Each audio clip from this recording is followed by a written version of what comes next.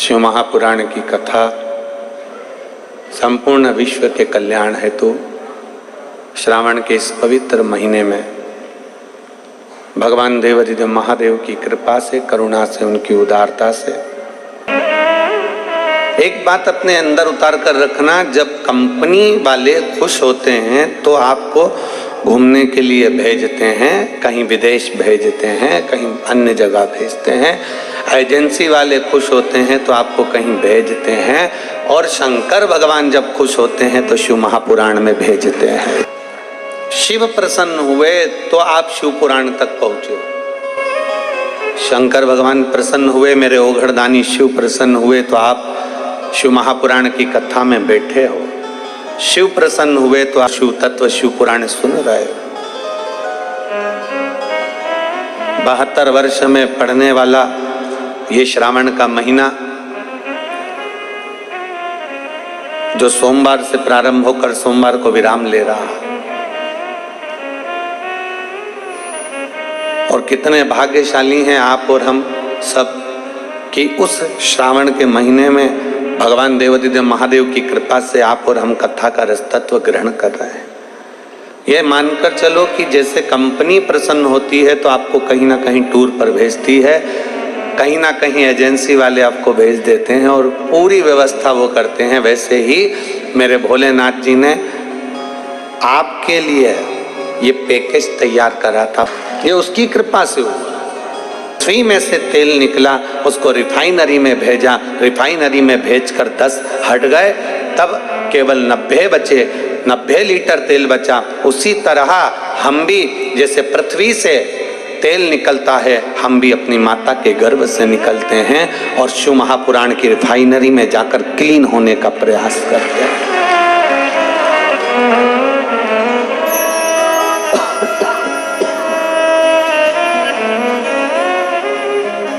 ये रिफाइनरी शिव महापुराण की कथा, इसमें हमारे काम, लोभ, आसक्ति, वासना, तृष्णा, मोह, क्रोध, ये सब समाप्त हो जाते हैं। एक साधारण व्यक्ति और एक शिव पुराण कथा सुनने वाला व्यक्ति, दोनों के चेहरे की चमक देखिएगा, आपको अंतर नजर आए। आप यहाँ पर आई हुई जीजियों को, जीजाओं को, मेरी बेटियों को, मेरे बेटाओं को, मेरी माताओं को, जो ऊपर नीचे सब दूर बैठे हैं, इनको देखिए, और एक साधारण से व्यक्ति को देखिए, दोनों में अंतर दिखेगा। दोनों में इनके चेहरे पर और उनके चेहरे पर अंतर दिखेगा, क्योंकि इनके अंदर एक भगवान शिव के प्रति विश्वास केंद्रित हो जाता है, विश्वास जागृत हो जाता है, तो वो जीव फिर भटकता नहीं है। उसके अंदर एक भाव उत्पन्न हो जाता है कि मुझे भटकना नहीं, मुझे शिव की शरणागति ग्रहण करना। और शिव शरणागति के बराबर कोई सुख नहीं। छत्तीसगढ़ वासियों को तो ये सावन का जो महीना है, जो 72 वर्ष के बाद मिला है, उसमें भी भगवान शंकर ने 3 कथाएं आपको दी। एक आपने भिलाई से श्रवण कर ली, दूसरी ये ऑनलाइन राजनांदगांव से श्रवण कर ली, तीसरी फिर वो नए रायपुर से आप श्रवण कर लेंगे 12 तारीख से 16 तारीख तक, 1 बजे से 4 बजे तक। तो ये कहीं शिव भक्ति का एक आनंद है। रिफाइनरी में पहुंचा तेल, रिफाइनरी में 90 लीटर तेल बचा, क्योंकि 10 लीटर उसमें कचरा था। उसी तरह हमारे जीवन में भी बहुत कचरा समाया हुआ है। क्रोध रूपी कचरा है, अहंकार रूपी कचरा है, आसक्ति रूपी कचरा है, वासना रूपी कचरा है, तृष्णा रूपी कचरा है, निंदा रूपी कचरा है। हम इसमें डूबे हुए हैं, हम इसमें समाहित हैं, और उस कचरे को बाहर निकालना बहुत जरूरी है। उस कचरे को निकलना बहुत जरूरी है। जब ये कचरा बाहर निकल जाता है, ये कचरा जब समाप्त हो जाता है, तो एक आनंद अपने भीतर खुद ही बढ़ जाता है। और शंभु शरणे मांगू घड़ी रे, दुख का दया करी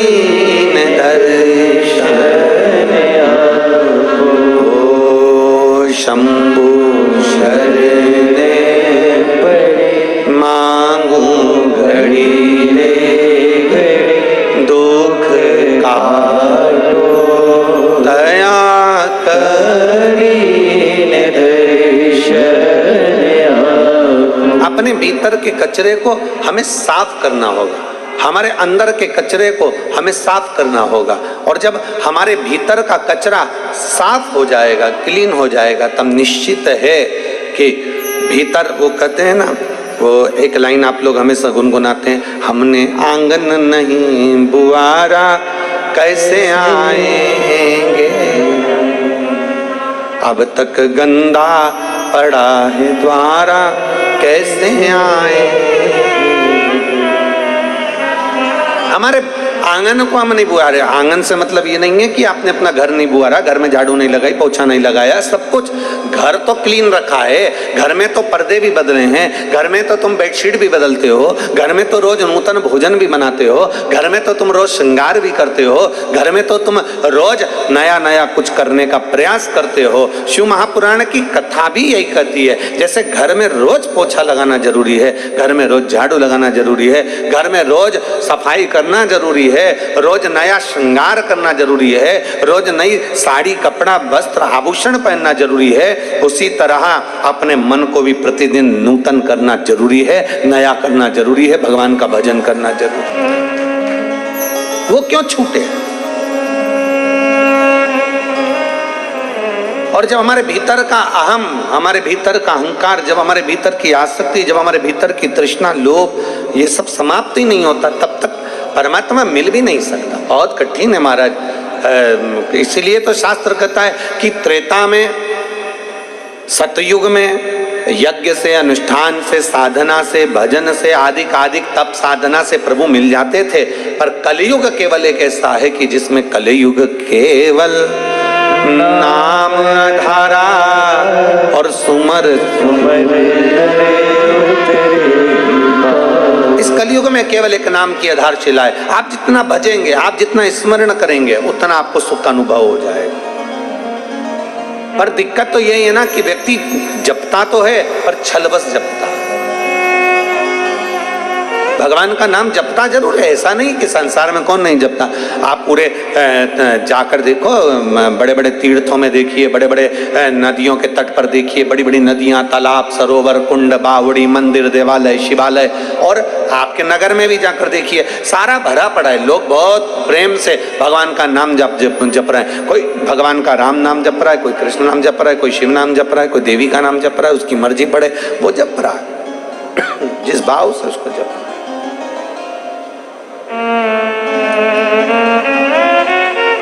उसका जैसा मन करता है वो जप रहा। पर यदि 100 लोग उठाए जाएं और 100 लोग उठाने के बाद अगर उनमें से छांटा जाए कि इनमें से सही भजन कितने करें, सही भजन करने वाले कितने, भगवान शंकर को रिझाने वाले, भगवान को मनाने वाले कितने, 100 में से अगर हिसाब लगाया जाए तो कहीं थोड़ा सा 2-5 कुछ ऐसे निकलेंगे जो भगवान शंकर की सही भक्ति में लगे हुए हैं, सही भजन में लगे हुए हैं, सही स्मरण में लगे हुए हैं। बाकी के तो जितने आपको नजर आएंगे, हो सकता है कि कहीं ना कहीं वो विचलित हो अपने चित्त से, अपनी वृत्ति से, अपने मन से विचलित।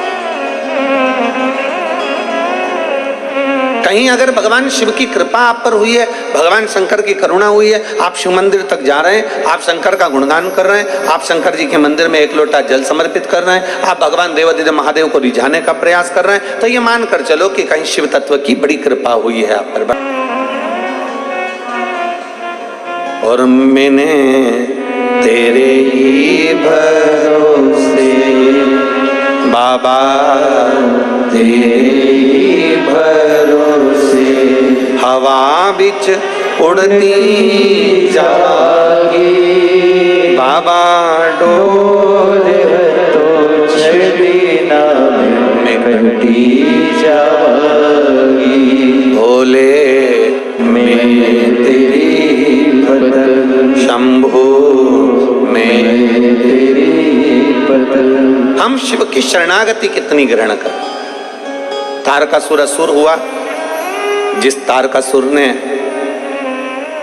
भगवान ब्रह्मा जी से वर मांगा था कि अगर मैं मरूं तो शंकर जी के बेटे के द्वारा मरूं।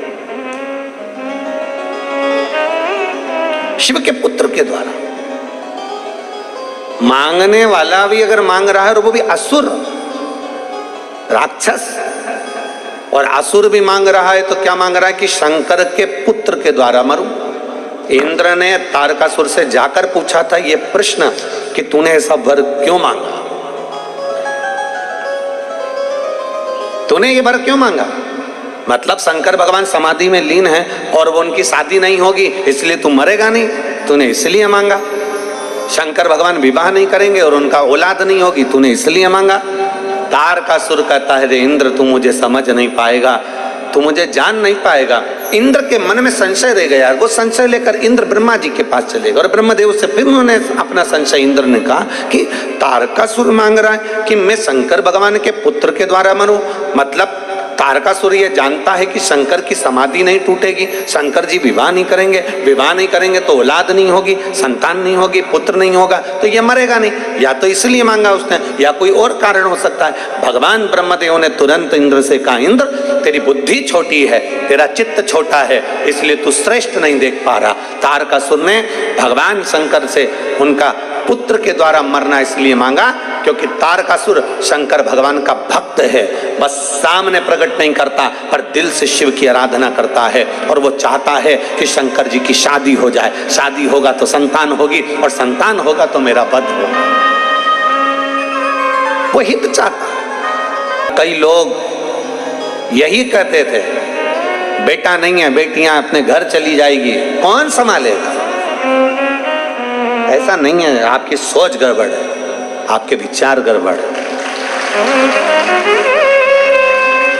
आपकी सोच गड़बड़ है। जो सोचते हैं कि बेटियां अपने घर चली जाएगी कौन संभालेगा,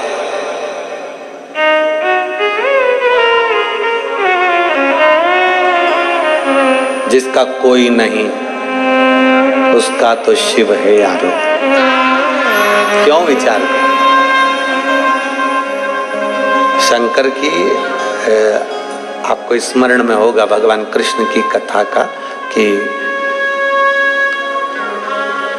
भगवान कृष्ण की नानी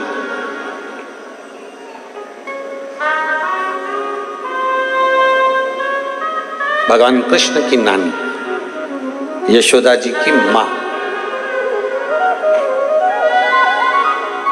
जिनका नाम था पाटला देवी। क्या नाम था? पाटला देवी। यशोदा जी की जितनी बहन थी सबके घर में औलाद थी, बस यशोदा जी की यहाँ नहीं थी।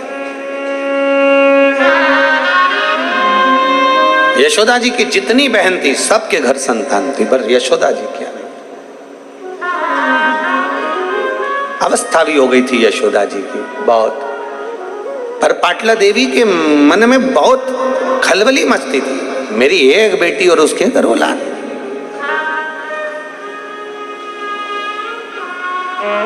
जरा बेटियों से माता पिता का प्रेम भी बहुत ज्यादा होता है, इसलिए वो सबसे पहले यही देखते हैं बेटी के घर में औलाद नहीं, बेटी के घर संतान नहीं।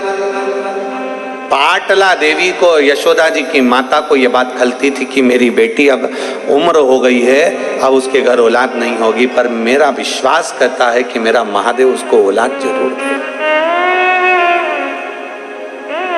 पाटला देवी प्रतिदिन यमुना जी के घाट पर जाती, बालू का शिवलिंग बनाती, आराधना करती। ये पाटला देवी का नियम था, माता यशोदा की माता जी का नियम था, भगवान कृष्ण की नानी का नियम था।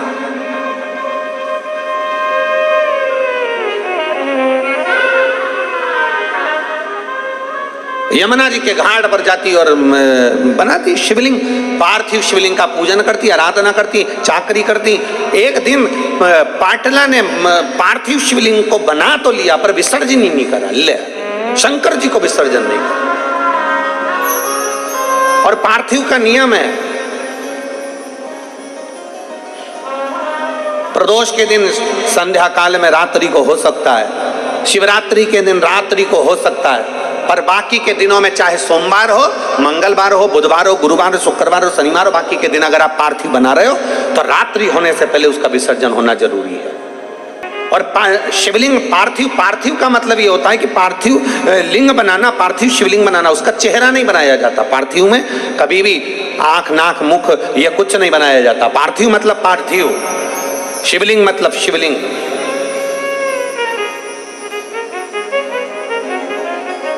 आजकल थोड़ा फैशन ज्यादा हो गया है तो लोग पार्थिव का भी चेहरा बना देते हैं ना। पार्थिव मतलब पार्थिव, शिवलिंग मतलब शिवलिंग।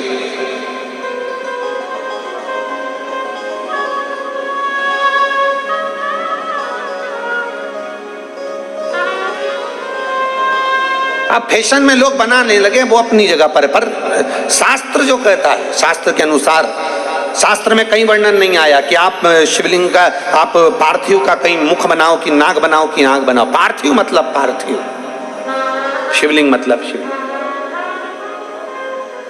शिवलिंग का निर्माण किया। अब मां यशोदा जी की माता पाटला देवी ने पार्थिव लिंग का विसर्जन नहीं किया, घाट पर ही है, वहीं बैठी है, विसर्जन नहीं कर रही। और बस शिवलिंग के जो जलाधारी है, उस जलाधारी पर, पार्थिव पर हाथ रखकर बैठी है और भगवान को पुकार रही। हमने परसों की कथा में कहा था, पुकारे जाओ, पुकारे जाओ, पुकारे जाओ। 10 साड़ी देखते हो तब एक साड़ी पसंद आती है, 10 कपड़े देखते हो तब एक कपड़ा पसंद आता है। उसी तरह 10 बार पुकारोगे तब एक पुकार भोलेनाथ सुनता जरूर है। पुकारो, बोल बम का नारा है, आवाज। नाश्ता ज्यादा करिया है क्या? जरा दमदारी से बोलो, बोल बम का नारा है, सारी समस्या का हल। अब यहां शिव तत्व कह रहा है, 10 बार पुकारोगे तब एक पुकार मेरा शिव सुनेगा। 10 बार पुकारा, सुनेगा। हाथ रखकर बैठ गई। कभी कभी तुम्हारा भी दिल कर जाए तो शिवलिंग हो, मंदिर, देवालय, शिवालय हो, शिवालय में जो जलाधारी होती है, जो चरण होते हैं, जहाँ से पानी नीचे बहता है, वहाँ अपना हाथ रखकर कभी कभी बैठ गए। शिव, अगर मंदिर में भीड़ ना हो तो, भीड़ हो तो तुम फालतू मत बैठ जाना, नहीं तो हालत खराब हो जाए। भीड़ ना हो तो हाथ रखा बैठ गए। मुझे तेरा ही सहारा मेरे बोले। हाथ शंकर के जलाधारी पर, उससे अपने मन की बात।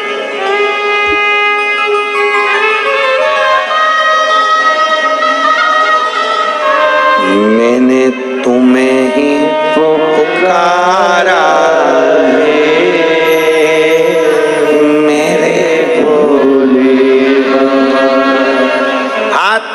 जलाधारी पर पुकार। पाटला देवी ने हाथ रखा जलाधारी पर, विसर्जन नहीं कर रही, आज उठी नहीं है, उठी नहीं। शंकर भगवान ने विचार करा, मुझे लगता है आज जिद पे अड़ गई, आज मुझे लगता है जिद।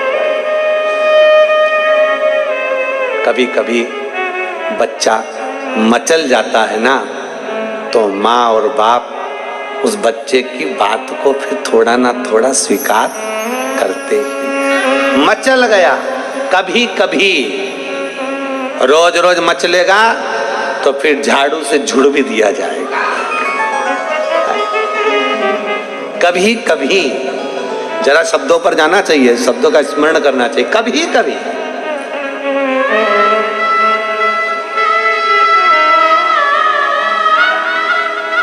अब भगवान कृष्ण की नानी पाटला देवी हाथ रखकर बैठ गई, हिलती नहीं, बैठी वहीं पर पुकार रही, नमः शिवाय, नमः शिवाय, नमः शिवाय, श्री शिवाय नमस्तुभ्यम पुकार रही। बाबा ने सोचा ये आज हिलने वाली नहीं है। शंकर भगवान एक बूढ़े का रूप लेकर पाटला देवी के पास में पहुंच गए। बुजुर्ग का रूप, बूढ़े का, एक बूढ़े का रूप लेकर बहुत बुजुर्ग का, बहुत बुजुर्ग। अब मेरे भोलेनाथ बूढ़े का रूप लेकर पहुंच गए पाटला देवी के पास में। ओ पाटला, पाटला ने सोचा मेरी जैसी बुढ़िया को कौन आवाज दे रहा है।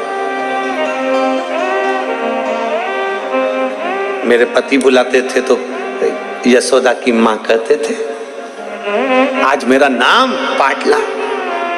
अच्छा, बुलाने का भी एक तरीका होता है। पति पत्नी को बुलाता है तो बड़ा विचित्र ढंग से बुलाता है, और पत्नी पति को बुलाती है तो बड़े विचित्र ढंग से बुलाती है। कभी कभी नाम का बड़ा अंतर हो जाता है।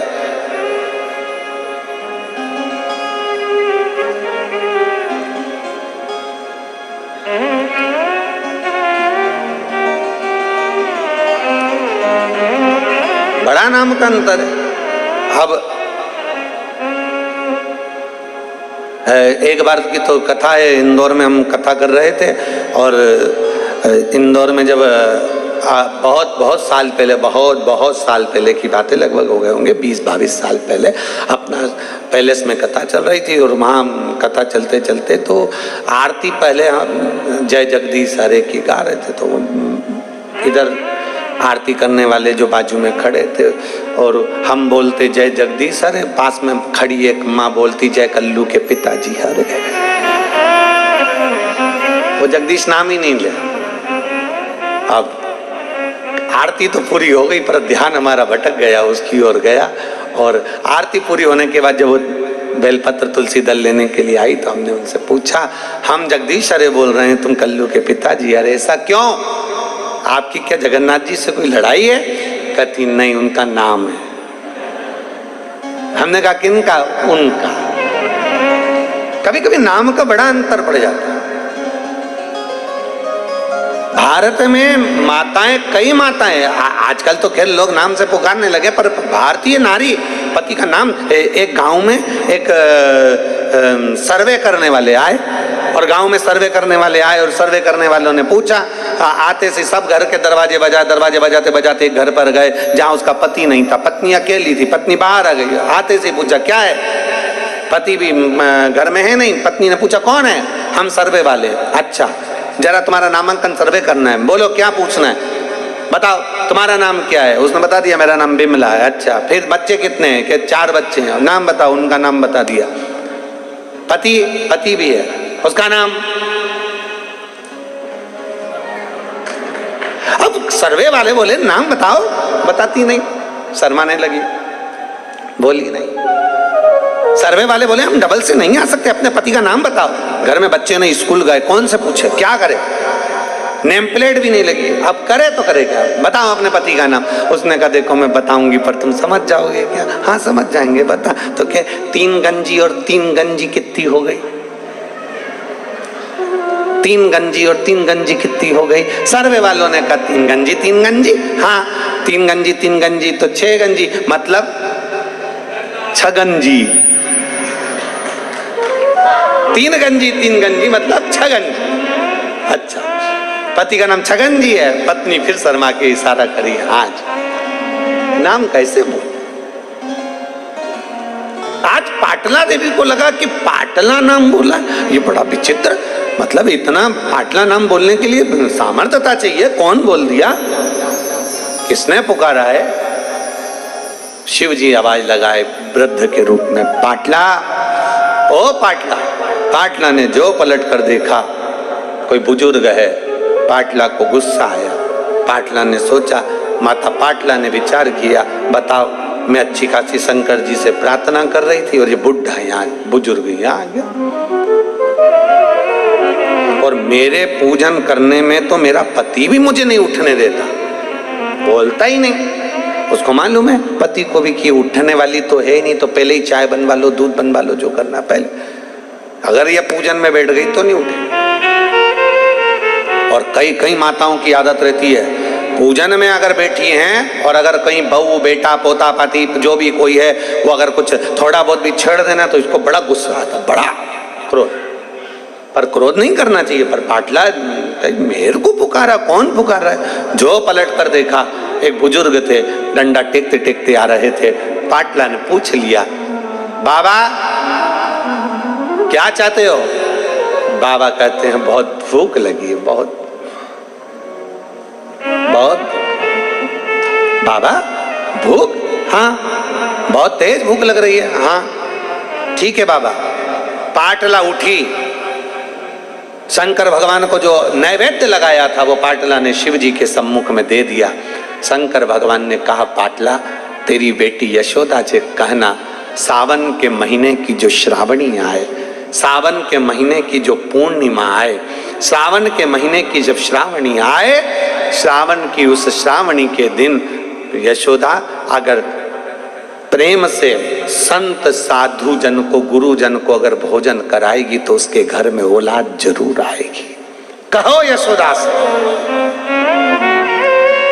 श्रावणी पर? हाँ, सावन का महीना था। पाटला ने तुरंत पत्र लिखा, पत्र लेकर दूत को भेजा। दूत जाकर यशोदा जी के पास पहुंचे। यशोदा जी के हाथ में पत्र दिया कि पाटला देवी ने पत्र भेजा है। मेरी माँ ने पत्र भेजा है? हाँ, क्या लिखा है कि श्रावण के महीने में अगर तुम किसी संत साधु ब्राह्मण गुरुजन को भोजन कराओगी तो तुम्हारे घर में औलाद जरूर आएगी। सुना, पाटला देवी ने जैसे ही पत्र भेजा, यशोदा जी ने स्वीकार कर नंद बाबा से कहा, जाओ आज ब्राह्मणों को निमंत्रण देकर आओ। श्रावणी का दिन था, सारे ब्राह्मण संत साधुओं को निमंत्रण दे दिया गया। यशोदा जी क्या खीर मालपुआ बन गया। खीर मालपुआ बनकर तैयार हुआ, भोजन परोसने की तैयारी हुई। यशोदा जी भोजन परोस रहे थे, नंद बाबा भोजन परोस रहे थे और यशोदा मैया भी भोजन परोसने के लिए आई।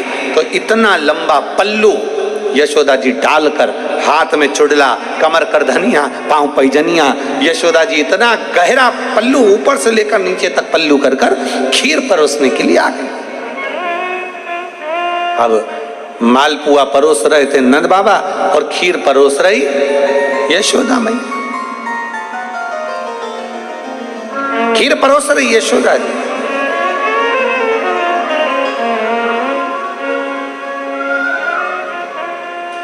दूध सामग्री जो होती है ना, वंश की वृद्धि करती है। आप लोगों के स्मरण में है कि नहीं है? श्राद्ध पक्ष में सारा भोजन कोई भी लगाकर ब्राह्मण को जिमाए उससे मतलब नहीं है, पर श्राद्ध पक्ष में, तिथि पर, श्राद्ध में या अन्य तिथि पर, बरसी आदि तिथि पर अगर खीर का पात्र भरा जाए तो घर की बहू, घर की माता, घर की स्त्री, घर में जो ताई चाची जो भी है घर में स्त्री, उस खीर के पात्र को उसको भरना चाहिए। संपूर्ण थाली कोई लगाए। और फिर निवेदन करेंगे, श्राद्ध पक्ष में एक बार प्रयोग कर कर देखिए। जिसके घर में 23 से 24 साल तक भी औलाद नहीं हो, 23 से 24 साल तक भी औलाद पैदा नहीं हुई हो, जिसके घर में संतान ना हुई हो, वो एक प्रयोग जरूर करे। एक प्रयोग जरूर करो कि 23 साल तक भी औलाद ना हुई हो तो श्राद्ध पक्ष में तुम्हारे दादा परदादा किसी का श्राद्ध घर में हो रहा हो, और किसी दादी का श्राद्ध, किसी दादा का श्राद्ध, किसी बुजुर्ग का श्राद्ध तुम्हारे घर में हो रहा हो, तो खीर के बर्तन में खीर तुम भरकर और उस ब्राह्मण को जिसको घर में बुलाया गया है भोजन कराने के लिए, वहां तुम देकर आओ और अगले श्राद्ध तक इंतजार करो। मेरा बाबा वंश की वृद्धि करता ही है, निश्चितता देता है, वंश बढ़ाता ही है।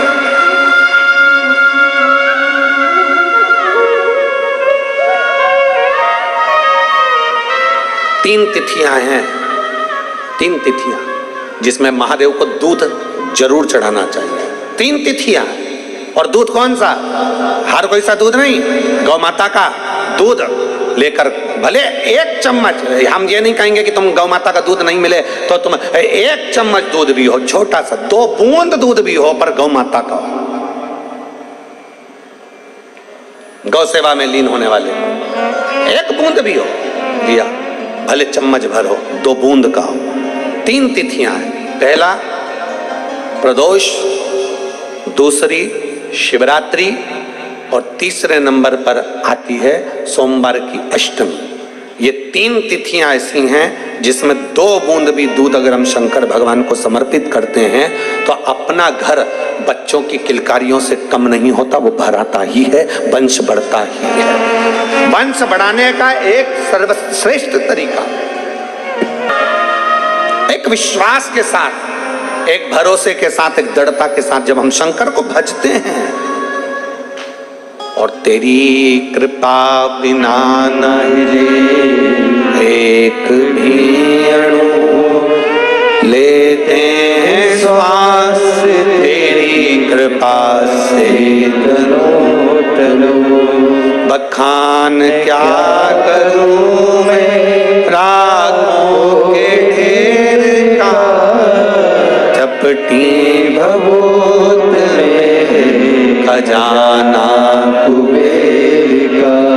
हे गंगाधार मुक्ति द्वार ओंकार तू, भोले ओंकार तू।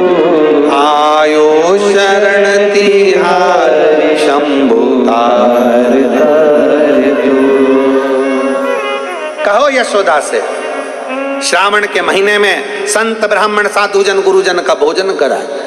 नंद बाबा ने निमंत्रण दिया श्रावणी करने आए हुए संत ब्राह्मणों को। भोजन तैयार हुआ, मालपुआ दे रहे थे। नंद बाबा खीर परोस रही थी। यशोदा मैया घूंघट बड़ा, हाथ में चूड़ा, पांव पैजनिया, कमर करधनिया। यशोदा जी खीर परोसने के लिए जब निकली, संतों ने, ब्राह्मणों ने, साधुओं ने देखा कि नंद बाबा की तो दाढ़ी सफेद है, नंद बाबा के तो बाल सफेद हैं, ये तो बूढ़े हैं। और क्या देखा, यशोदा जी जब आई तो इनको लगा, ऐसा लगता है कि नंद बाबा के छोरे की बहू दिखती है। इनको नहीं मालूम कि ये नंद बाबा की पत्नी है, इनको तो लगा कि छोरे की बहू है। सारे संत ब्राह्मणों ने सोचा आज हम भोजन कर रहे हैं इनके घर में, अपन देख रहे हैं कि इनके घर में भोजन, इनके घर में कोई बच्चे नहीं, इनके घर में कोई संतान नहीं है। फिर सारे संत ब्राह्मण साधुओं ने एक साथ, यशोदा जी का तो मुख नहीं देखा था, चुड़ला पायल नई नवेली बहू जैसी दिखी, तो सारे संत ब्राह्मणों ने आशीर्वाद एक साथ दे दिया, पुत्र भव। क्या आशीर्वाद दिया? पुत्र भव। यशोदा जी ने अंदर मन में सोचा, पल्लू ली थी, बताओ नंद बाबा 60 के, मैं 55 की, और पुत्र होने का वर दिया, कैसे होगा। यशोदा जी ने जो अपना पल्लू हटाया, पल्लू हटाते से ही जितने संत ब्राह्मण बैठे थे सबने देखा कि इनके भी बाल सफेद हैं, आशीर्वाद गड़बड़ हो गया। नंद बाबा बोले, बाबा मैं 60 का, ये 55 की, कहाँ बच्चा होगा। संत कहते हैं श्रावण के महीने में अगर तुमने भोजन कराया है तो वो वचन कभी झूठा नहीं हो सकता। तुम्हारे यहाँ बेटा आएगा, चाहे वो कहीं से भी आए, पर बेटा जरूर आएगा। कहीं से भी आए, बेटा जरूर आए। और चमत्कार सा हो गया लोगों, हो गई बात निराली। रात ही रात में नंद बाबा की दाढ़ी हो गई काली। और ना जाने किस ऋषि मुनि ने धागा हाथ लपेटा कि नंद घर अनहोनी हो गई, बेटी हो गया बेटा। हुई थी बेटी, पर वचन दिया है, झूठा कैसे हो सकता है, हो गया बेटा। एक पार्थिव लिंग का निर्माण, पूजन, भजन, अर्चना, जो मांगो वो मिलता, कैसे प्राप्त ना हो।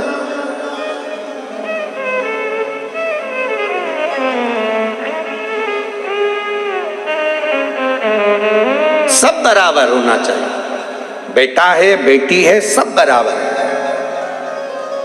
सबका सम्मान, सबका आदर, सबका सत्कार।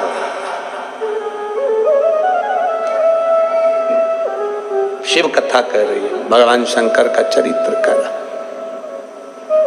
शिव महापुराण की कथा कर रही है। जब हम विश्वास के साथ में, भरोसे के साथ में, दृढ़ता के साथ में भगवान शंकर की अविरल भक्ति को प्राप्त करते हैं तो सुख का अनुभव होता ही है। कोई लेट बनता है, कोई जल्दी बनता है, शिव को जल चढ़ाने वाला एक दिन सेठ जरूर बनता है। आपकी आराधना, आपकी भक्ति कभी खाली नहीं हो सकती। संसार के लोगों से काम ना रखोगे, संसार वाले कभी आपको आगे बढ़ने नहीं देंगे। पर जब अपना आत्मबल, अपना विश्वास जब प्रबल होता है तो व्यक्ति आगे बढ़ ही जाता है। कौन रास्ता देगा?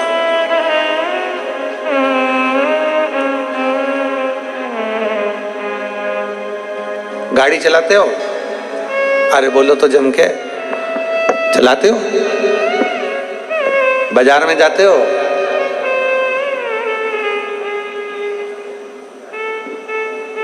बहुत ट्रैफिक में, बहुत भीड़ में तुम कितना भी हारन दे लो, कितना ही, कोई साइड नहीं देता। सब अपनी मस्ती में बोड़ बोड़ बोड़ बोड़ करके गाड़ी अपनी अपने हिसाब से चला। वो तो ज्यादा तुम्हारा हारन बजता है तो भी वो थोड़ा चिढ़ के थोड़ा सा रास्ता देता है। ट्रैफिक में से निकलने की जवाबदारी तुम्हारी है। ट्रैफिक में से निकलने की जवाबदारी तुम्हारी कि तुम कैसे निकलोगे, कैसे अपनी गाड़ी टर्न मारोगे, कैसे बाहर निकलोगे, ये तुम्हारे ऊपर निर्भर करता है। रास्ता कोई नहीं देता, रास्ता अपने को खुद बनाना, जम के बोलो जरा, बनाना पड़ता है। रास्ता कोई नहीं देता, रास्ता अपने को बनाना पड़ता है। भीड़ में से रास्ता तुम्हें बनाना पड़ेगा, भीड़ में से निकलना तुम्हें पड़ेगा। भीड़ में से तुम्हें अपनी गाड़ी निकालने की जवाबदारी खुद की है। दुनिया के लोग जीते जी कभी रास्ता नहीं देते, दुनिया के लोग मरने के बाद रास्ता देते हैं। फिर तो ट्रैफिक कितना भी भरा पड़ा हो और पीछे से राम नाम सत्य है, राम नाम सत्य है बोलते बोलते अर्थी आ रही है, सब साइड में होते चले जाते हैं। दुनिया के लोग जीते जी कभी रास्ता नहीं दे सकते। दुनिया के लोग तुम्हारे को ट्रैफिक में उलझा कर रखेंगे, दुनिया के लोग तुम्हें संसार में उलझा कर रखेंगे, अपशब्द में, गालियों में, ताने में, बद्दुआओं में तुम्हें उलझा कर रखेंगे। रास्ता तुम्हें जीते जी निकालना है। मरने के बाद तो दुनिया रास्ता दे देती है। मरने के बाद तुम्हें टेंशन नहीं लेना, रास्ता अपने आप मिल जाता है, परिवार के लोग ही दे देंगे मरने के बाद रास्ता। पर जीते जी रास्ता देना, बात तो वहां अड़ी पड़ी है। और जीते जी कोई रास्ता नहीं देता। तुम कितने भी हारन बजा लो, तुम कितना भी प्रयास कर लो, तुम कितना भी बोलने का प्रयास कर लो, चिल्ला कर भी जाओ, है थोड़ा साइड में नहीं हो सकता क्या? थोड़ा साइड में नहीं जा सकता? नहीं। कितनी हारन बज रही है, पुलिस की भी गाड़ी वाऊ वाऊ करते हुए चल रही है, एम्बुलेंस वाऊ वाऊ करती चल रही है, पर लोग रास्ता नहीं देते। बड़े मुश्किल से हारन सुना तो भी बड़ी मुश्किल से साइड होते हैं, बल्कि के अपने को रास्ता निकालना पड़ता है। इधर से कटो, उधर से कटो, निकल के चलते चले जाओ। बस यही शिव पुराण कहती है। जिंदगी में बहुत ट्रैफिक है, बहुत ट्रैफिक, परिवार, नाते, रिश्ते, कुटुंब, कबीले, व्यापार, व्यवसाय, ये सारा ट्रैफिक से भरा पड़ा हुआ है। इसमें अपने को कैसे निकल कर जाना है, ये तरीका शिव पुराण सिखाती है कि अपने को कैसे निकलना। आप कैसे निकल सकते हो, आप कैसे बाहर जा सकते हो, ये आपके ऊपर निर्भर करता है।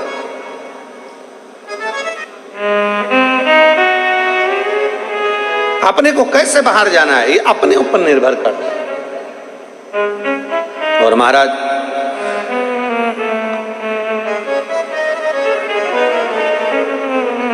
जब हम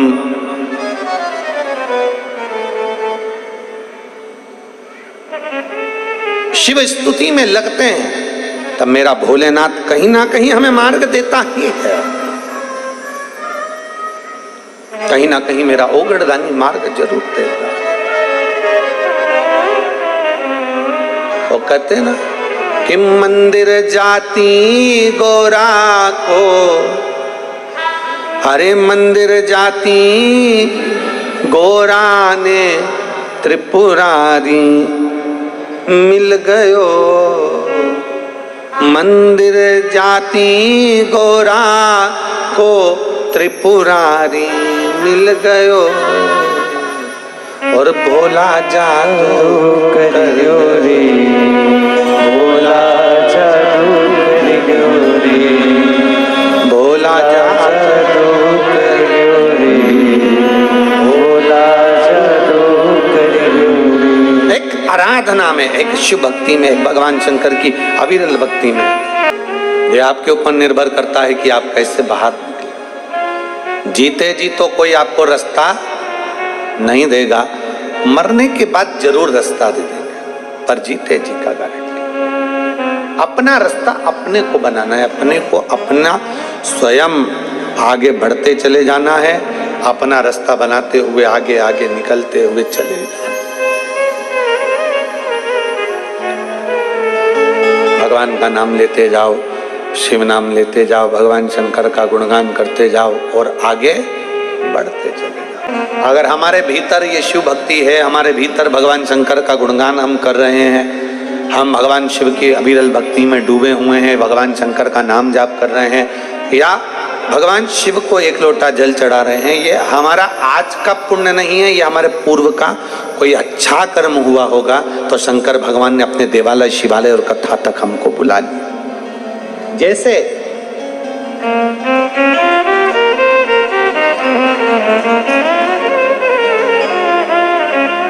गन्ना, क्या बोलते हैं उसको, शुगर, गन्ना, यहाँ क्या बोलते हैं, गन्ना ही बोलते हैं, गन्ना, शुगर, उसमें चाहे समुद्र का पानी डाल दो, चाहे तुम नाले का पानी डाल दो, चाहे तुम गटर का पानी डाल दो, चाहे तुम उस गन्ने में कोई सा भी पानी डाल दो, पर गन्ने की मिठास में कोई फर्क नहीं पड़ता। गन्ना मीठा है तो मीठा ही रहेगा। करेला, उसमें तुम कितना भी शक्कर घोल के डाल दो, चाहे तुम उसमें कुछ भी अच्छे से अच्छी गुलाब जामुन की चाशनी डाल दो, चाहे तुम कैसा भी कुछ डाल दो, करेला कड़वा है तो कड़वा ही रहेगा, क्योंकि उसके अंदर वो गुण है।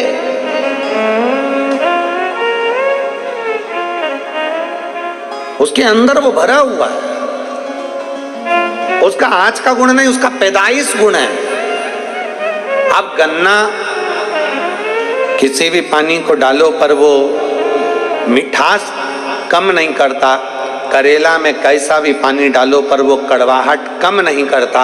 उसी तरह आप विचार करना, आपके घर में 4 बहुएं हैं, आपके घर में 4 लोग हैं, आपके घर में 5 लोग हैं, बेटी है, बेटा है, परिवार है, माता है, पिता है, परिवार पूरा की पूरा है, बहुएं भी रह रही हैं, चाचा चाची भी रह रहे हैं, काका काकी भी रह रहे हैं, बुआ फूफा भी रह रहे हैं, सब कोई रह रहे हैं, तुम्हारे घर में सब है। पर जरूरी नहीं कि सबका मन शिव में लग जाए, पर जरूरी नहीं कि सबका मन भगवान में लग जाए।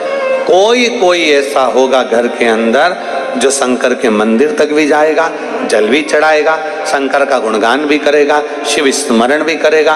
कोई कोई ऐसा रहेगा जो शंकर के करीब में जाएगा, और कोई ऐसा भी रहेगा जिसको किसी देवता से मतलब नहीं, किसी देवता से। शंकर भगवान को लोग जल चढ़ा रहे हैं। गन्ना, करेला, शुगर, जो गन्ना होता है उसमें कैसा भी पानी दो पर वो अपने अंदर के गुण को नहीं भूलता। करेले को कैसा भी पानी दो पर वो अपने अंदर के गुण को नहीं भूलता। शिवपुराण कहती है, अगर आप शंकर के शिवालय तक जा रहे हैं, घर का और कोई व्यक्ति नहीं जा रहा, पति को रुचि नहीं है, बुआ को रुचि नहीं है, और घर की बहू लोटा भर के जल उठाई, सिर पे पल्लू लिया, चल दी। घर की माँ, घर का पुरुष, कई कई घर के पुरुषों को भी मंदिर में मन लगा रहता है, चले जाते हैं, उसकी पत्नी का मन नहीं लगता। सब बराबर थोड़ी ना होते। पति का मन लगता है तो कभी पत्नी का नहीं लगता, कहीं पत्नी का लगता है तो पति का नहीं लगता, कहीं बेटे का लगे तो बहू का नहीं लगे, बहू का लगे तो बेटे का नहीं लगे, कहीं कहीं बेटी का मन नहीं लगता, दामाद का मन नहीं लगता। तो ऐसा सब चलता रहता है। पूरे 5 उंगलियां जैसे बराबर नहीं, उसी तरह घर में रहने वाले सब बराबर नहीं हैं। किसी का मन लगेगा, किसी का नहीं लगेगा। आप दुखी मत होना, अपने अंदर ये विश्वास रखना, अपने भीतर ये विचार रखना कि गन्ने में कितना भी पानी दो पर उसकी मिठास कभी भी खत्म नहीं होती। कैसा भी पानी मिले, करेले में कैसा भी पानी मिले, उसकी कड़वाहट खत्म नहीं होती। उसी तरह जिसको परमात्मा ने शुरू से ही ढाल कर भेजा है और जो ढला हुआ है उसको कितना भी बदलने का प्रयास करो, वो शंकर के मंदिर तक चले ही जाता है, शिव की स्तुति कर ही लेता है, शंकर का गुणगान कर ही लेता है। और मेरे बाबा तेरी नौकरी सबसे बढ़िया है, सबसे खरी तेरे दरवाजे सबसे बढ़िया सबसे तारकासुर की कथा चल रही है। तारकासुर ने अपने चित्तवृत्ति में भगवान शंकर के लिए उनसे कि ये मैं जिनकी आराधना करता हूँ, मैं शिव की उपासना करता हूँ, मैं शंकर की विनती करता हूँ तो शंकर भगवान का विवाह हो जाए। गलत नहीं सोचा है, सोचा अच्छा है। तारकासुर असुर है, तारकासुर ने जो विचार करा, तारकासुर ने जो सोचा, तारकासुर ने जो विचार किया कि मैं अच्छा सोचूं उनके लिए। पर इंद्र के सोच, इंद्र की वृत्ति, इंद्र का बुद्धि श्रेष्ठ नहीं देख पाई। जरूरी नहीं कि सबको शिव महापुराण की कथा अच्छी लगे।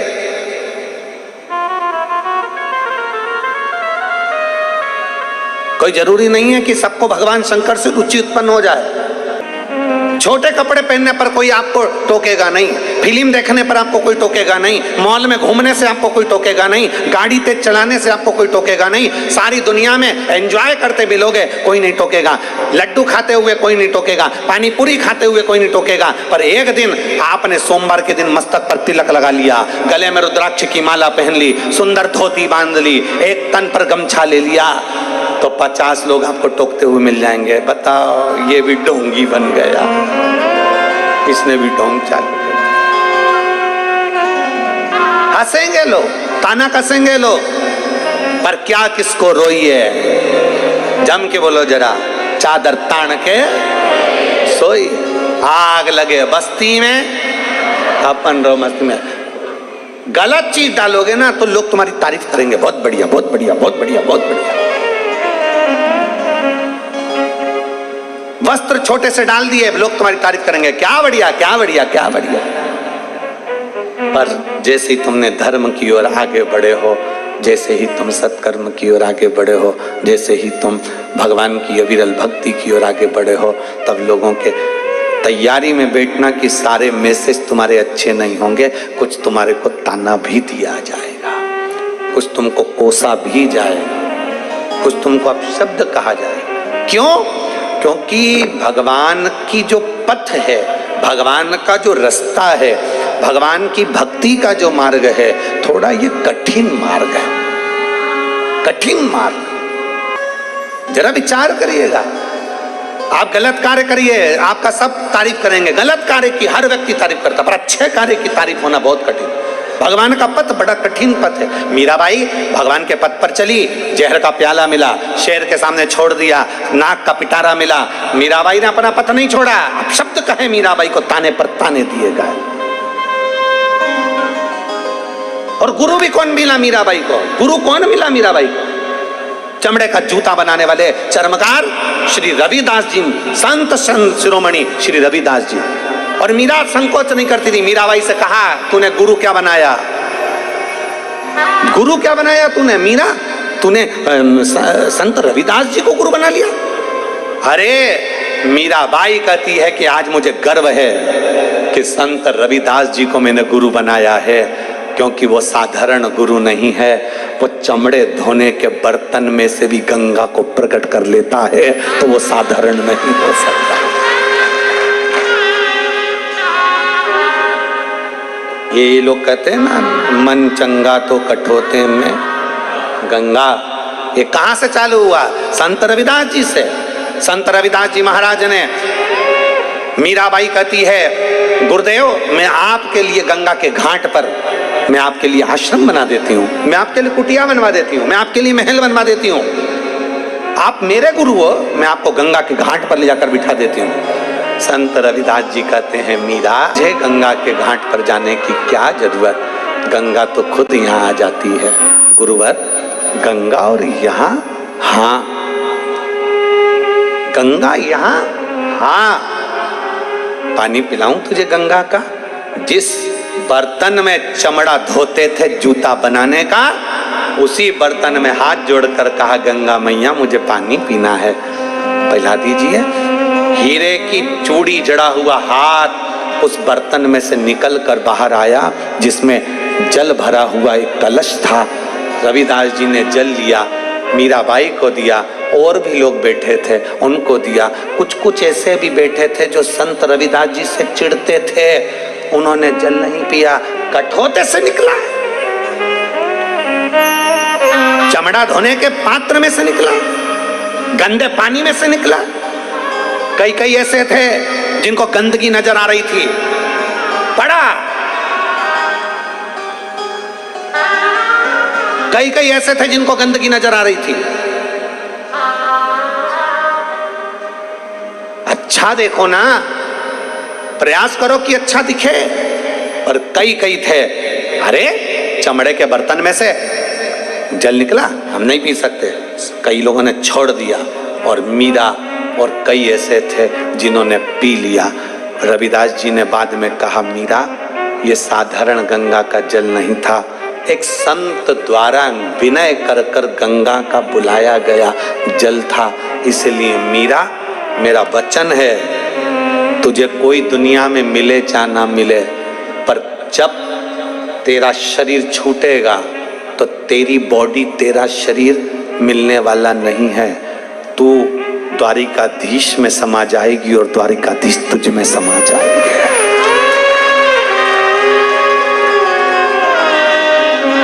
तू द्वारकाधीश में। भारत की भूमि के 4 संत ऐसे हुए जिनकी बॉडी नहीं मिली, जिनका अंतिम संस्कार नहीं हुआ, जिनकी समाधि नहीं बनी, जिनका अंतिम संस्कार नहीं हुआ, जिनकी बॉडी नहीं मिली।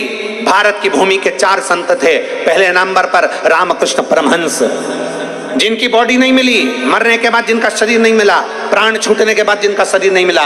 भारत की भूमि के प्रथम संत रामकृष्ण परमहंस, जब प्राण छूटे तो जगत जननी दुर्गा में समा गए। उनकी बॉडी नहीं मिली, उनका अंतिम संस्कार नहीं हुआ, उनका शरीर नहीं मिला। शरीर मिलता तो अंतिम संस्कार होता ना, समाधि बनती ना, नहीं मिला। भारत की भूमि के दूसरे संत चैतन्य महाप्रभु जगन्नाथ में समा गए, बॉडी नहीं मिली, अंतिम संस्कार नहीं हुआ। भारत की भूमि के तीसरे संत संत तुकाराम हरि विठ्ठल में समा गए, बॉडी नहीं मिली, अंतिम संस्कार नहीं हुआ। और भारत की भूमि के चौथे संत मीराबाई द्वारकाधीश के सामने जाकर खड़ी हो गई और द्वारकाधीश मीराबाई से कह दिया, जा मेरे शरीर से आकर लग जा। मीराबाई द्वारकाधीश की मूर्ति से जैसी गले लगी, भगवान का नीचे का हाथ बीच में से चटक गया और उसमें मीराबाई समा गई। भारत की भूमि के 4 संत जिनका शरीर नहीं मिला, जिनकी बॉडी नहीं मिली, जिनका अंतिम संस्कार नहीं हुआ, भगवान में सशरीर समा गए। वो द्वारकाधीश के भीतर मीराबाई समा गई। क्यों? क्योंकि संत गुरु सतगुरु प्रबल था। मीराबाई का गुरु बड़ा प्रबल था। मीराबाई के गुरु संत रविदास दुनिया की निगाह में थे कि चमड़े का जूता बनाते हैं, चर्मकार चर्मकार चर्मकार कहते थे, पर मीराबाई रविदास जी को गुरु बनाई तो जानती थी कि ये मेरा गुरु कोई साधारण नहीं है, गुरु साधारण नहीं है। दुनिया के लोग उसमें गलतियां छांटते रहे कि ये चर्मकार हैं, बताओ चर्मकार हैं, पर मीराबाई ने कोई अपने गुरु में गलती नहीं देखी। और याद रखना, जीवन में अगर भगवान शंकर की कथा का रसपान करते हो ना, शिव महापुराण की कथा सुनते हो, तो अपने भीतर ये विश्वास रखना कि शंकर को हमने अपना गुरु बनाया है। इसलिए मेरे शंकर में, मेरे गुरु में कभी मैं गलती ना देखूं, देखूं तो मेरे शंकर में मैं अच्छाई देखूं, उसके सिवाय कुछ ना देखूं, कुछ नहीं देखना मुझे। और मीरा कहती थी, मुझे एक बड़ो अभिमान के गुरु मेरा समर्थ है। मीराबाई से कहते थे लोग, तुझे क्यों अकड़ है, किस बात की अकड़, क्यों इतनी फूलती है, क्यों अकड़ में रहती है? मीराबाई ने कहा, सुनो राणा, मुझे एक बड़ोरे अभिमान, अभिमान मुझे धन का नहीं, दौलत का नहीं, सत्ता का नहीं, वैभव का नहीं, मेरा अभिमान मेरा गुरु है। और आपको भी अभिमान होना चाहिए, मेरा अभिमान मेरा शिव है। मुझे एक बड़ोरे अभिमान के गुरु मेरा समर्थ है। लोग पूछें कि तू क्यों इतरावे, क्या जो मिला तू फूलों नी समावे। मेरा एक ही मंत्र महान के गुरु मेरा समर्थ। ये मेरे मंत्र की महानता है, मेरा गुरु मेरा समर्थी है। मैंने जो मंत्र लिया वो साधारण नहीं है। दुनिया की निगाह में भले संत रविदास जी चर्मकार हो, पर मेरा गुरु तो मेरा गुरु है। जिसने कह दिया मीरा तू मरेगी भी ना, तेरे प्राण भी छूटेंगे ना, तो तू कृष्ण में समा जाएगी। कौन है ऐसा? कौन? कोई एक बता दो जो भगवान कृष्ण में समाया हो। केवल एक मीराबाई ऐसी थी जो भगवान द्वारकाधीश में सात शरीर समा गई, सात शरीर।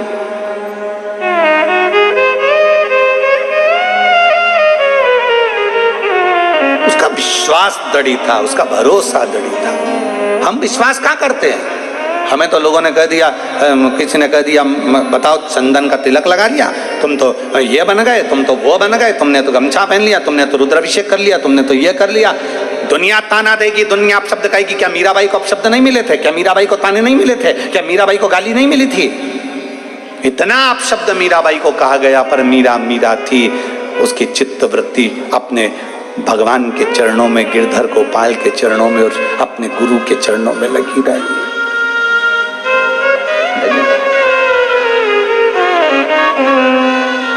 कहे दुनिया, और उसके भीतर जो भक्ति थी वो भक्ति प्रकट कहे दुनिया। कौन छोड़ेगा कहने से? बेटी की शादी पढ़ाई के चक्कर में 20 साल तक, 25 साल तक बेटी की शादी नहीं हुई। कितने साल नहीं हुई? जम के बोलो जरा। 25 साल तक क्यों नहीं हुई? क्या पूरे गांव में डोंगडी पीट कर बोले कि मेरी बेटी एग्जाम दे रही है, मेरी बेटी अच्छी कंपनी की तैयारी कर रही है, इसलिए मैं उसकी शादी नहीं कर रही हूं? बेटी अपनी है। अपनी बेटी अगर पढ़ाई कर रही है, 25 वर्ष तक शादी नहीं हुई, तुम्हारे घर के लोगों का पेट बाद में दुखेगा, पर दुनिया वालों का पेट दुखना चालू हो जाएगा। अपने ही रिश्तेदार, अपने ही संबंधी एक ही बात कहेंगे, अभी तक बेटी है, अभी तक शादी नहीं करी, अभी तक। अब तुमसे कहने जाए कि नौकरी की तैयारी कर रही है, एग्जाम दे रही है, अभी पढ़ लेने दो, अच्छी पढ़ेगी, बाकी की तो पूरी जिंदगी उसको घर ही संभालना है, पर पढ़ रही है, विद्या अध्ययन कर रही है।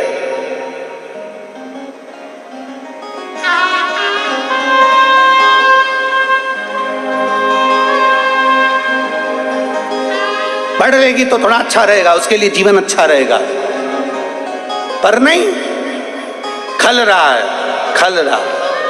और दूसरों को बाद में खलता है, पहले अपनों को खलता है। पहले अपनों को कर देना चाहिए। उधर से बुआ जी फोन लगा रही, उधर से फूफा जी लगा रहे, उधर से मामा जी लगा रहे, उधर से काका जी लगा रहे, उधर से काकी जी लगा रही, उधर से ताई जी लगाए, उधर से ताऊ जी लगाए, उधर से रिश्तेदार, उधर से नातेदार, सब पूछ रहे कब करोगे? देखो अब देखना चालू करो, अब हो गया, ठीक है 25 साल तक, अब पढ़ लेगी, पढ़ेगी जब तक, तुम तो देखो, तुम तो देखो, तुम तो देखो। बेचारी माँ डिप्रेशन में आ गई, करूं क्या करूं? बेटी से पूछा, बेटी शादी, बेटी करी मम्मी 1 साल प्लीज और पढ़ लेने दे। बेटा लोग कह रहे हैं, कुछ का कुछ बोलेंगे। बेटा, बेटी ने कह दिया, माँ मैंने भी शिहोर वाले महाराज की कथा सुनी है, वचन देती हूं तू जहां कहेगी शादी वहीं करूंगी, पर मुझे पढ़ लेने दे, मुझे पढ़ लेने दे, मुझे अध्ययन कर लेने। पर नहीं, इसीलिए हम एक लाइन कहते हैं, आग लगे बस्ती में अपन रहो मस्ती में। जितना दुनिया के लोग तुमको जितना जितना बोले, तुम उतनी जोरदार खजूर वाली चोटी बना के, जूड़ा मूड़ा बना के, उतनी जोरदार लाइन माइन खींच के, डब्बा भर के, आंख नीली पीली करके फिर चलो। और जल तो जल, और जल। मैं तो चली वृंदावन राणा, मेरे तो भाग जगे और तेरे महलों में आग लगे। अपने कौन सा फर्क पड़ता? अपनी मस्ती में जियो, अपने आनंद में जियो। हम दूसरे के आनंद में जीना चाहते हैं। उसने ऐसा कह दिया, मन उतार लिया। उसने ऐसा बोल दिया, मुंह उतार लिया। उसने ऐसा कह दिया, मुंह उतर गए। काहे को उतारना मुंह? काहे को उतार? प्रसन्न में रहो, दिन भर टेंशन में मत रहो कि बहुत चिंता में, बहुत चिंता में, बहुत चिंता में। काहे का चिंता? तुम अपना मानते हो ना, इसलिए चिंता है। कहते हैं अभी क्या उम्र है तुम्हारी, अभी क्या करोगे, क्या करोगे, क्या करोगे? प्रहलाद की कोई उम्र नहीं थी, छोटी सी अवस्था थी, भगवान को पा लिया। ध्रुव की 4 वर्ष की उम्र थी, भगवान को पा लिया। मीराबाई 7 वर्ष की थी, भगवान को पा लिया। कर्माबाई 9 वर्ष की थी, भगवान को पा लिया। क्या उम्र है? और हम उम्र का रोना रोते रहते हैं, दिन भर बैठकर उम्र का रोना रोते हैं हम, उम्र का रोना। अभी छोटे हो, अभी टाइम लगेगा, अभी रुको जरा, अभी रुको जरा, अभी रुको जरा।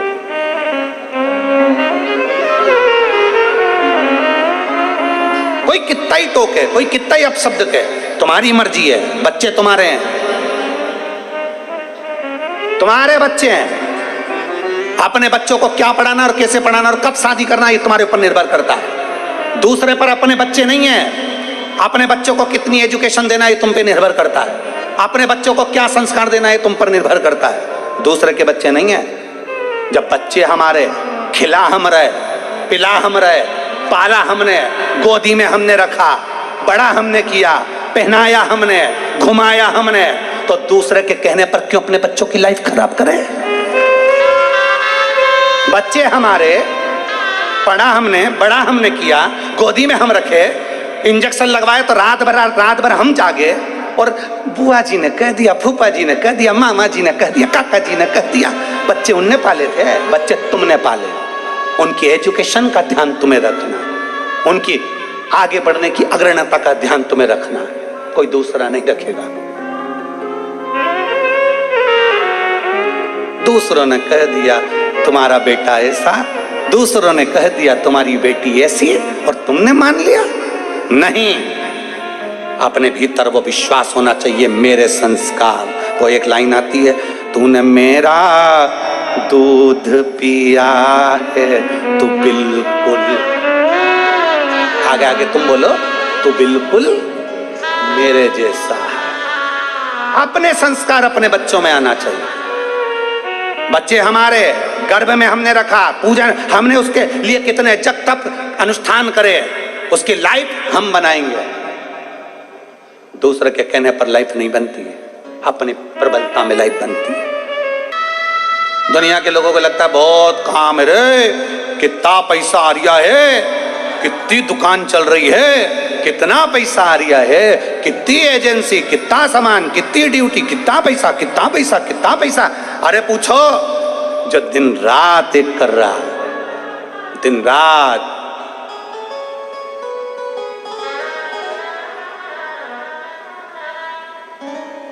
कमाना सरल विषय नहीं है भाई, बहुत कठिन है, बहुत कठिन। आप अंदर बैठे हो, रोड पर जितने तो तुम अंदर नहीं हो, उससे दुगने पुलिस कर्मी रोड पर बरसते पानी में एक जैसे खड़े हैं, एक जैसे खड़े। आपको लगता है सरल है, हर चीज सरल, किसी को लगता है सबसे सस्ता काम, सबसे सरल काम है खेती करना। खेती वालों से पूछो तो कहते सबसे सरल काम नौकरी करना।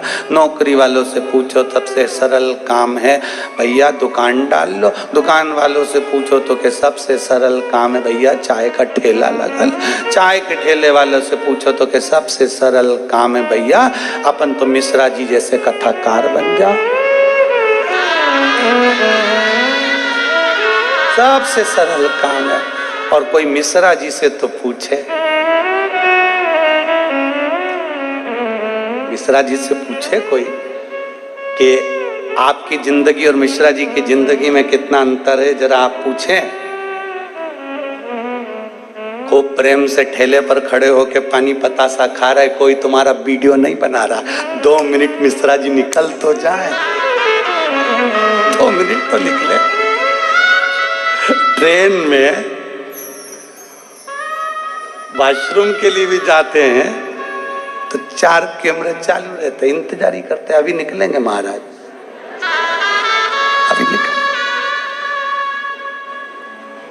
और ये हमारे पीएसओ उनसे कहते नहीं, चलो उधर जाओ, और उधर से खड़े खड़े मोबाइल चालू रखते हैं अभी। और दूसरे से भी कह दिया, ये वाली टॉयलेट में कहाँ है,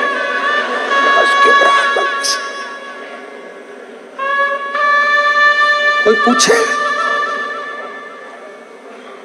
अरे भाई, बहुत कुछ त्यागना पड़ता है, तब जाकर आगे बढ़ा जाता है। बहुत कुछ त्यागना पड़ता है, बहुत कुछ, तब अग्रणता आती है। बच्चे आपके, बेटा आपका, बेटी आपकी, एजुकेशन क्या कराना है, ये आप पे निर्भर करता है। दूसरे के कहने पर कभी मत चलना अपने बच्चों के मामले में। माता पिता, घर के दादा दादी और अपने बच्चों से पूछकर बड़े प्रेम से, बेटा खूब पढ़ो, तुम्हारी मन पड़े उतना पढ़ो, संस्कारों से विहीन मत होना, विद्या अध्ययन अच्छा करना। मेरा विश्वास कहता है एक दिन तू नाम कमाएगी बेटी, तू भी कहीं ना कहीं अच्छी ऑफिसर बनकर बैठेगी। तू कर तैयार, मेहनत करने में पीछे नहीं हट, एक परिश्रम अपना होना चाहिए। मीराबाई भगवान में समाई, ये मीराबाई का एक लक्ष्य था। कहा मीरा से ताने दिए गए, मीराबाई को तुम्हारे गुरु ऐसे, मीरा तू ऐसी, मीरा तू ऐसी, कितने कितने इल्जाम मीराबाई पे लगाए, पर मीरा थी। कर्माबाई पर लोगों ने अपशब्द कह दिए, कर्माबाई ऐसी कैसी, भगवान की भक्ति में डूबी रही। अरे कर्मा, भगवान कोई तेरे हाथ का खिचड़ा खाएंगे? खिचड़ा तेरे हाथ का? कर्माबाई तो कर्माबाई थी, प्रेम से भगवान के लिए बनाती थी और खिला देती थी। मीर कर्मा तुम स्नान नहीं करी, कर्मा तुमने ये नहीं करा, कर्मा तुमने वो नहीं करा। कर्माबाई बोलती थी हृदय से अगर रिझाओगे, कल कथा में कहा था, जहां बैठो वहां पुकार लो, जैसा मन है वैसे भज लो।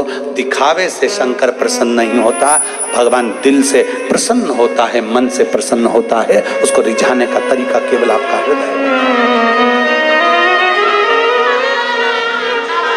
प्रसन्नता।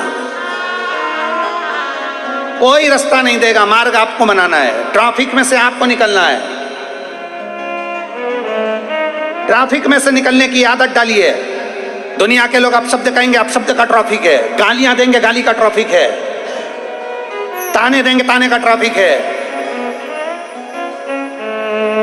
पूरे मोबाइल भरा पड़ा हुआ है ट्रैफिक से, पूरा मोबाइल भरा पड़ा हुआ है। पर आपको क्या पोस्ट करना है आप पर निर्भर करता है, आपको कौन सा फोटो डालना है ये आप पे निर्भर करता है। दुनिया अपशब्द कहती रहेगी, कमेंट्स मत पढ़ो, जितने कमेंट्स का बॉक्स है उसको बंद करके रखो और अपनी चीज दुनिया में प्रेषित करते रहो। अपन दो, अपन अपना कार्य करते चलो। अपन को कमेंट से मतलब ही नहीं, पहले से ब्लॉक कर दो, हमें कमेंट चाहिए ही नहीं। मैं चाहे ये करूं, मैं चाहे वो करूं, मेरी मर्जी।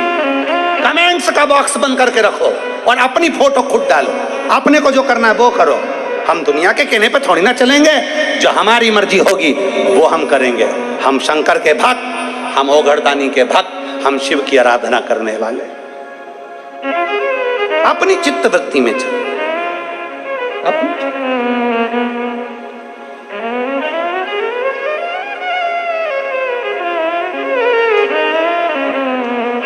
और जब अपनी चित्त वृत्ति में हम चलें तो शिव तत्व की प्राप्ति क्यों ना मिले, कैसे ना मिले। भगवान शंकर की भक्ति कैसे प्राप्त नहीं होगी। आप अपने मन से तो चलो। आपका दिल करता है कि मुझे शंकर को जल चढ़ाना है, बड़े प्रेम से चढ़ाओ। आपका दिल करता है आज मंदिर में पोछा लगाना है, पोछा लगा दो। आपका दिल करता है आज अच्छा दिन है, मैं शंकर भगवान को एक बेलपत्र चढ़ाऊंगी, आज शिव जी को मैं माला चढ़ाऊंगी, आज शंकर भगवान को मैं रिझाऊंगी। ये आपका दिल करता है।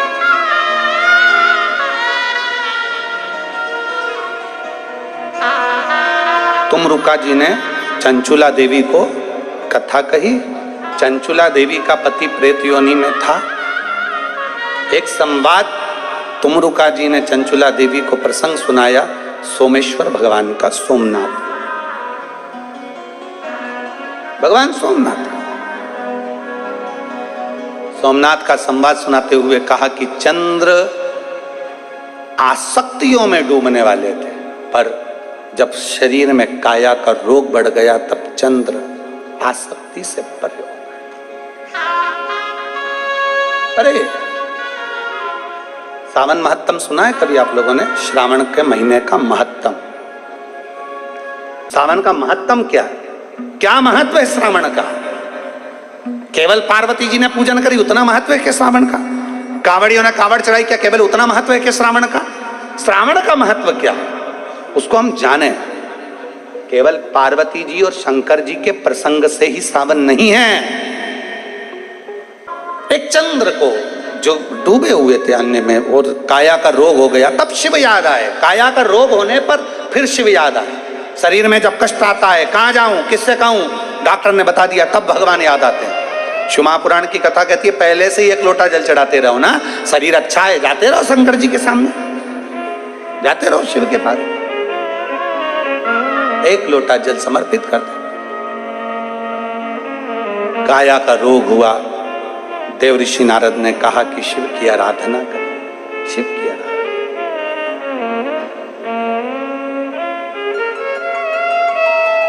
और अगर शिव की आराधना करी है तो ये फल तो मिलना ही है। करो आराधना तो आएगा। किस रूप में आएगा, कब आएगा, कैसे आएगा, ये उसके ऊपर निर्भर करता है। तुम्हारे ऊपर निर्भर नहीं करता, ये उसके ऊपर निर्भर करता है कि वो कैसे आएगा।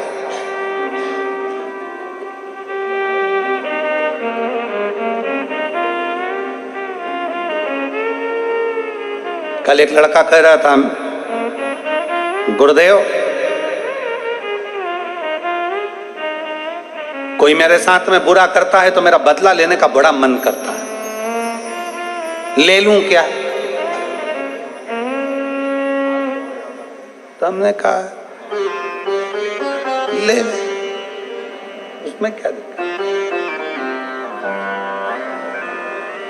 पर एक बात सुन, हमने कहा देख हम बोल जरूर रहे हैं कि ले ले, पर ईमानदारी की बात कहें, बदला लेने से तेरा भला नहीं होने वाला। इतना जरूर है कि बदला लेने की जगह तू खुद बदल जा, तब तेरा भला हो सकता है। बदला ले लूं क्या? बदला लेने में तेरा भला नहीं हो सकता। और हमें मालूम था वो कौन सा बदला लेना जा रहा था, क्योंकि कल वो जब आया था तो वो वहां पर आया, मिल रहे थे वहीं पर, तो वहां मिलते मिलते उसका जूते कोई ले गया था, और उसके जूते ले गए तो उसको गुस्सा आ गया। बदला ले लूं क्या? हम जानते थे उसके कोई ले गया तो ये किसी के ले जाएगा, बदला ले लूं क्या? तो हमने कहा ले ले, मना नहीं, पर बदला लेने से अच्छा है कि अपने आप को थोड़ा बदल लिया जाए। चला गया ना, ये समझ अपने ऊपर का कोई बोझ था, चले गया, चले गया, जाने। अब तू बदला ले ले और मालूम पड़े उसका दूसरे के तू ले जाए, फिर वो दूसरा ढूंढे, फिर वो तीसरे के ले जाए, फिर तीसरा। कहाँ बदला लेना? नहीं, बदलो अपने आप को, बदलो। जब अपने आप को हम बदल लेंगे तो बदला लेने की जरूरत नहीं पड़ेगी। अपने विचारों को बदलो। अच्छा है, ले जा, मेरे 500 के जूते लेकर चले गया, 1000 रुपए के जूते लेकर चले गया, ले जा। ना जाने मेरा कौन सा एक काल आने वाला था, वो काल तू ले गया, ले जा। अपने आप को बदल, अपने भीतर को बदल। चंद्रदेव को काया का रोग हुआ, शिव आराधना करी, काया के रोग से चंद्रदेव मुक्त होते हैं। आगे समय आता है और उसमें सुंदर प्रसंग का वर्णन करते हुए श्री मल्लिकार्जुन भगवान का वर्णन करते हुए भगवान शिव सोमेश्वर सोमनाथ बनकर विराजित हुए। भगवान सदानंद कार्तिकेय, भगवान से रुष्ट होकर जब गए हैं तो शंकर पार्वती जी ने उनको जाकर मनाया तो मल्लिकार्जुन के रूप में विराजमान हुए। फिर वर्णन आया है श्री महाकाल का। महाकालेश्वर भगवान दूषण नाम के राक्षस का संहार करने के लिए भगवान कालाधिपति महाकाल बनकर विराजमान हुए। महाकाल। अगला वर्णन है ओमकारेश्वर का। बिंद नामक पर्वत के तप करने पर भगवान ओमकारनाथ विराजमान हुए। फिर वर्णन आया है श्री केदारनाथ जी का। नर नारायण ने तप कर कर भगवान शिव को विराजमान किया। अगला वर्णन आया है श्री भीमा शंकर का। कुंभकर्ण के पुत्र भीम का भगवान ने संहार किया, भीमा शंकर के रूप में विराजित हुए। अगला वर्णन आया है काशी विश्वनाथ मनु शत्रुपा ने तप कर कर भगवान शिव को विराजमान किया। फिर वर्णन है त्र्यंबकेश्वर का। गौतम बाबा पर गौ हत्या का दोष लगा और गौ हत्या के दोष से मुक्त होने के लिए बाबा ने माहिल्या के साथ मिलकर भगवान शिव की आराधना करी। ब्रह्मा विष्णु महेश तीनों विराजमान होते हैं, त्र्यंबकेश्वर बाबा के रूप में विराजित हुए। अगला वर्णन है श्री वैद्यनाथ जी का। रावण शिव जी को ले जा नहीं पाए, भूमि पर ही विराजमान हो गए, भगवान शंकर वैद्यनाथ के रूप में विराजित होते। अगला वर्णन श्री नागेश्वर का। दारुक नाम के राक्षस का संहार करने के लिए भगवान शिव विराजमान हुए नागेश्वर के रूप। रामेश्वर, राम जी महाराज ने शिव जी के शिवलिंग की पूजन कर कर लंका पर चढ़ाई करी, रामेश्वर के रूप में विराजमान हुए। फिर वर्णन आया है कृष्णेश्वर का। सुधर्म नाम के ब्राह्मण की धर्म पत्नी घूष्मा के बेटे को शंकर जी ने जीवित किया था, इसलिए कृष्णेश्वर महादेव। ये 12 ज्योतिर्लिंग। चंचुला देवी का पति बिंदुक प्रेत योनि से मुक्त हुआ, सुंदर रूप धरकर भगवान शंकर की शरणागति में आया। भगवान शंकर की शरणागति में आकर निवेदन किया, प्रार्थना। ये आपकी कथा से आज मुझे वापिस अपना अच्छा रूप मिला है। कथा से आपने कहा, मैंने श्रवण किया। तुम रुका जी, भगवान तुम रुका जी कथा कर रहे थे शंकर जी के सामने, ईश्वर जी और गोरा जी के सामने, ईश्वर जी और गोरा जी के सामने। चंचुला बिंदु भगवान शिव के धाम चले गए, शंकर के धाम।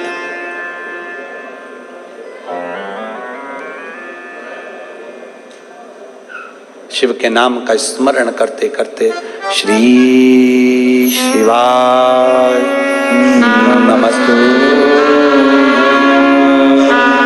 श्री शिवाय नमस्तु, श्री शिवाय नमस्तु, श्री शिवाय नमस्तु, श्री शिवाय नमस्तु। भोला सब दुख काटो हमारा, ओ भोला सब दुख काटो हमारा। शिव शंकर जपो तेरी माला, भोले बाबा जपो तेरी माला। भोला सब दुख काटो हमारा, ओ भोला सब दुख काटो हमारा। वेश है मंगलकारी, वेश है मंगलकारी। शमशान वासी हमारा, शमशान वासी हमारा। ओ भोला सब दुख काटो हमारा, ओ भोला सब दुख काटो हमारा। कथा कहती है, भगवान देवादिदेव महादेव का संवाद कहता है। भगवान शंकर ने अपने मस्तक की बेलपत्र उठाकर शिवपोथी को समर्पित कर दी, शिवपोथी को दे दी।